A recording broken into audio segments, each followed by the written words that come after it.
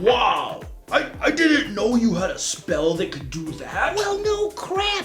Why have you been casting those stupid fireballs this whole time? I don't know what to say. Fat Cat is stunned. Yeah, that spell is really powerful. You should teach all of us how to cast it too. You learn how to cast spells? That's a good one. Hold on a second.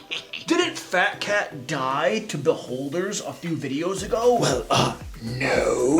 I can learn how to cast spells if I want to. I hate to be the bearer of bad news, but only I, the illustrious wizard, have access to all of these overpowered spells. Sucks to be you. Well, that's bullcrap. Hey, Dungeon Master, do something. They're the wizard's spells. Like, what am I supposed to do? Oh, come on, don't be a noob. You're the Dungeon Master. Just nerf his spells into oblivion. Nerf. Oh yeah, right. Nerf. So, Mr. Wizard, we're just gonna go ahead and have to adjust your spells a little bit. Actually, no, you won't. Wait.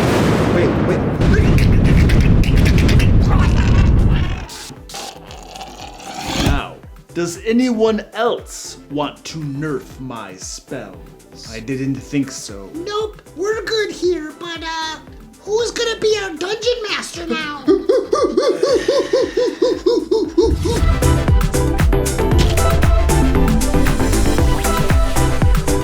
Welcome to the DM Lair. I'm Luke Hart, and I've been a Dungeon Master since high school. On this channel, I give practical Dungeon Master advice that you can implement at your game table. Today in the Lair, I'm going to be discussing 10 ways Dungeon Masters can deal with overpowered or OP spells in their Dungeons & Dragons games.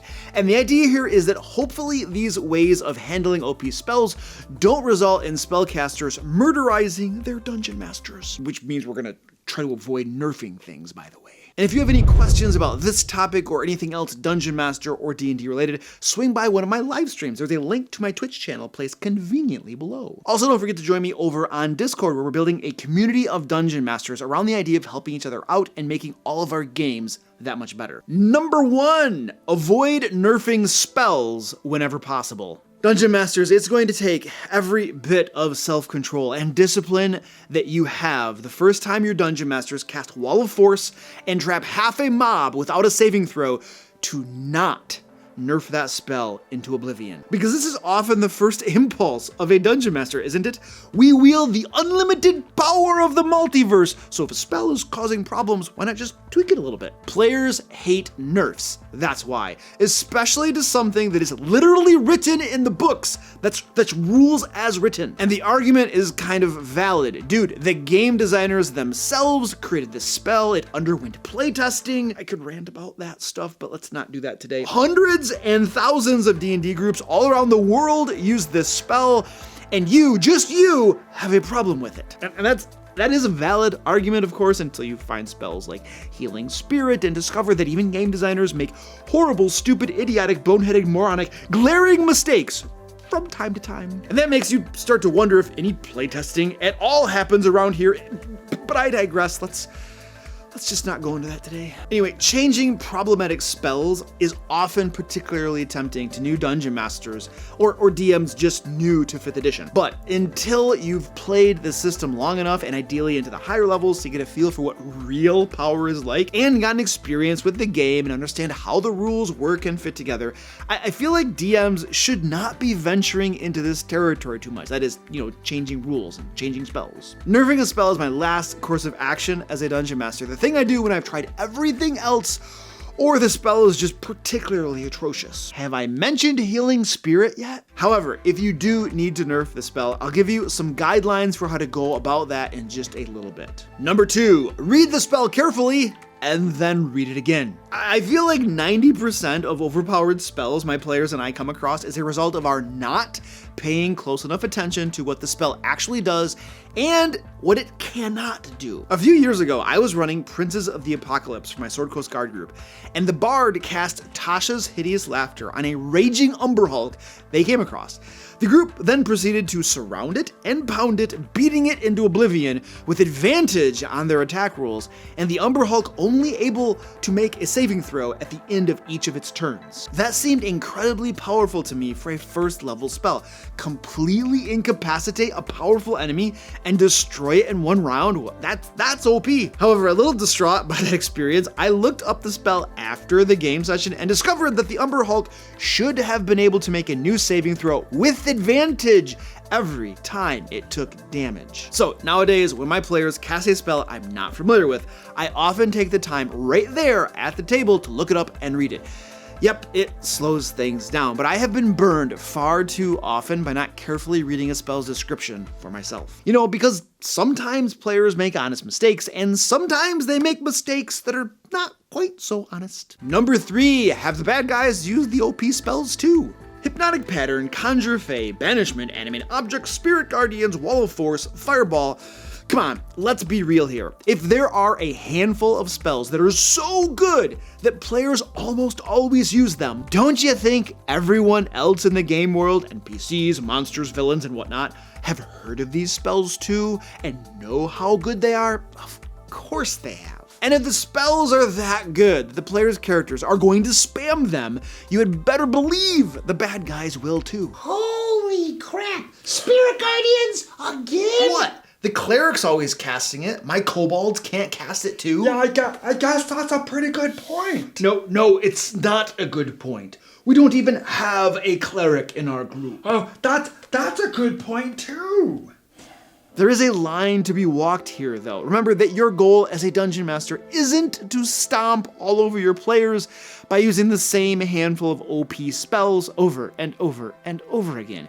Your goal is to provide an environment where fun might be had. And always having the same old spells cast at you time after time gets old really fast and isn't particularly fun. So spice things up and include some variety too, even if it isn't as optimal. Orange is gonna come into the video now. Orange is getting famous again. How's it going, Orange? I'm adorable. Do you wanna say something to the camera? I'm adorable. He's adorable, ladies and gentlemen. There you go. Number 4, the enemies learn to deal with the PC's favorite spells. What, do you think that nobody in the game world talks? You think the villains don't get together for drinks from time to time and talk about the up-and-coming adventuring group that just loves to spam heat metal and hold person? Of course they do. And as the characters get a reputation, more and more bad guys will know what to expect from them. And when they know what to expect, they can prepare for it. They can arm their casters with incantations like Dispel Magic, a very underutilized spell by the way, and Counterspell.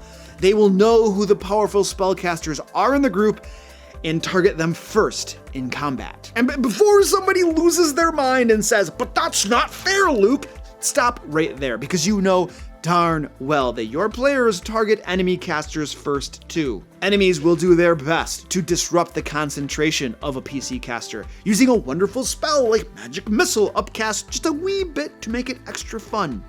They'll try to surround and pound the PC caster, just like the PCs do to the Dungeon Master's spellcasters. Squeaky, what's going on down there? I want to be famous too! Oh my goodness. He is so much bigger than Orange. What's up, Squeaky? He does not want to be picked up. Okay. There, that's like 2 cats in one video. Do the characters love AoE spells like Fireball? Okay, the bad guys know they need to stay spread out. Did the characters love mass incapacitating spells like Hypnotic Pattern and Wall of Force?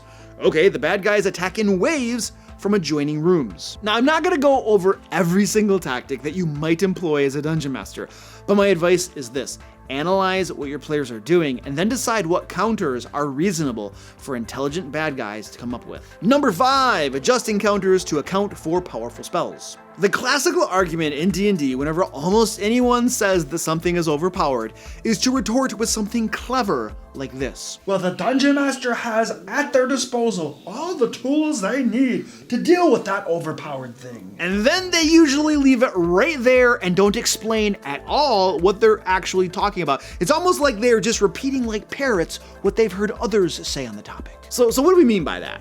Simple. Increase the difficulty of the game. That is, the power of the enemies account for that overpowered thing the players love to use. In this case, spells. The wizard likes to use banishment on the lieutenant of a group of monsters. Okay, there are now 2 lieutenants in every group, or they are all lieutenants. The bard just picked up destructive wave, a great spell by the way, and is spamming it to no end. Okay, the bad guys now have more hit points. Change the immunities or resistances of monsters to account for players' favorite spells. Give your bosses legendary resistances, something that you should be doing anyway for that matter. There are a plethora of things that you can do to crank up the difficulty in your game in response to OP spells. But I will say this, don't go overboard. Dungeons and Dragons is not a Cold War, and your goal as a dungeon master shouldn't be to thwart everything I just spat all over the place. It shouldn't be to thwart everything your players try to do. So tweak things a little bit, but don't steal all of the thunder from their really cool spells. Number 6, use the adventuring day mechanic. And if right now you're scratching your head wondering what the heck I'm talking about, let me direct you to page 84 of the Dungeon Master's Guide, where it discusses the adventuring day. The basic idea here is that D&D 5th edition was designed so that a party would have about 6 to 8 medium to hard encounters in a day before they take a long rest. And what that does basically is force your players to manage their resources, such as spell slots, and not blow their wads all in one go. And when players have to limit the number of spells they use in each encounter, that in turn limits the number of times they're going to be able to cast their favorite OP spells. But if you just let your players long rest after every 1 or 2 encounters, then heck yeah, you better believe that they're going to be spamming hypnotic patterns and walls of force. I mean, why wouldn't they? This is not the player's problem, nor their fault. At this point is the dungeon master who is not implementing a core game mechanic. The advice here for dungeon masters is basically to read the rules and follow the rules, and then OP spells kind of sort themselves out naturally. Imagine that. Number 7, enforce spell component rules. Many of the most powerful spells in the game have specific spell components with a listed gold piece cost that are required to cast the spells. Components that can get quite expensive too, I might add. When you require your players' characters to not only spend gold to cast these spells, but also spend it in advance to acquire these special components and then keep them on their persons in order to cast the spells, well, that puts another organic limitation on the casting of these spells, keeping their power in check a little bit more. I used to just require that my players have enough gold on their persons to have had paid for the components, and then we just sort of hand wave the fact that they never actually purchased them.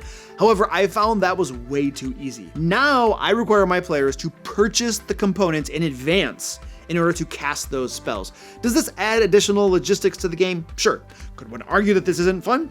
Sure, but dude, some of these spells are quite powerful. If players can't be bothered to think to purchase components in advance and keep a simple inventory of them, it's not hard by the way, then I guess they also won't have to be bothered to cast them. And one could argue they probably should not have rolled up a spellcaster if that's too complicated for them to handle. Number 8, ask your players not to abuse the spells. Look, not only do players like having cool spells that do powerful things, but most of them are fairly reasonable human beings too. Which means that some players are not reasonable human beings, but let's just save that topic for a different day. But since most players are reasonable, that means we dungeon masters can have simple conversations with them, explaining why a spell is problematic or might be a problem, and simply ask them to use it in moderation. Most of the time I've found that players are cool with this and completely understand, and they fear a nerf if they don't comply.